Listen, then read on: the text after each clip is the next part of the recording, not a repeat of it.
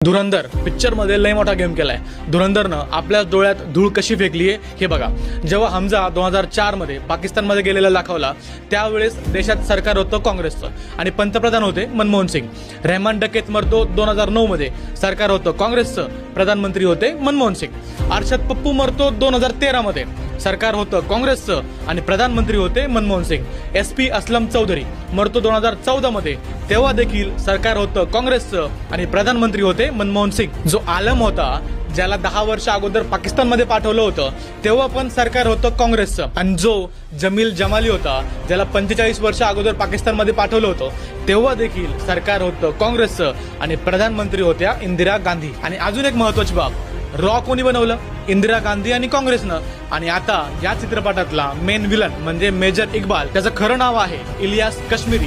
त्याचा मृत्यू होतो 2011 मध्ये आणि त्यावेळेसही देशात सरकार होतं काँग्रेसचं आणि प्रधानमंत्री होते मनमोहन सिंग। म्हणजे या चित्रपटात जे मोठे मोठे ऑपरेशन दाखवले, याला मारलं त्याला मारलं, हा गेला तो गेला, याला संपवलं, हे सगळे झालंय 10 वर्षात 2004 ते 2014 या दरम्यान। आणि नोटबंदी केली 2016 साली। म्हणजे हे जेव्हा सगळे ढगात गेले होते तेव्हा झाली नोटबंदी आणि क्रेडिट दिलं नरेंद्र मोदीला।